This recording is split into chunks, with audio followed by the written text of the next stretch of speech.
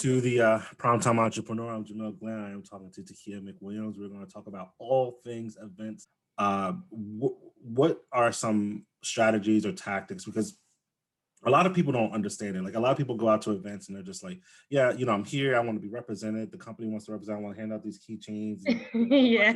or whatever the case is. But I guess the biggest thing is like, companies spend the money for ROI, like a return on the investment, Absolutely. and that ROI is equivalent to lead gen. So, can you give an idea? Like, I know you're very experienced in this space. Like, can you give an idea of like what companies can possibly do to increase lead gen, or at least have the mindset going out that I'm going out here for lead gen, meeting new people to help bolster my business, as opposed to I'm just here because I need to be here.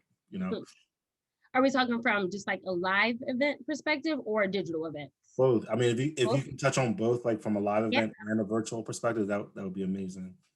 I think a good thing with digital events is, and what I'm seeing with different platforms, is that it is kind of integrated within any lead capture.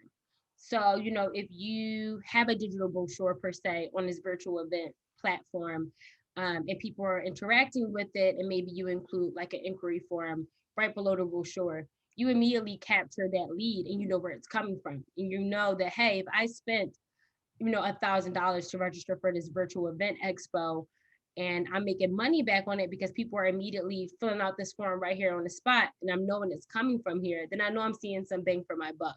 Gotcha. I spent the money for this virtual event. I'm capturing my leads right away, and I can follow up with them because I already know what content they received. They looked at this brochure, they read it, they're interested.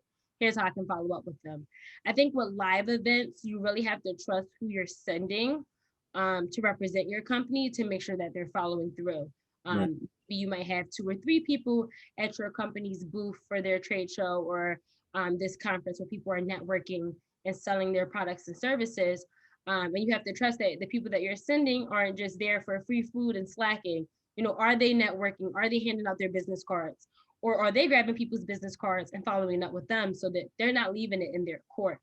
And then how are they capturing information? Is it just a traditional route of a business card, or do they have an iPad with them where they're making, somebody that walked past fill it out so they can capture the email, their phone number right away? Whereas like maybe a business card could get misplaced between the hotel, the airport, and coming back to the office.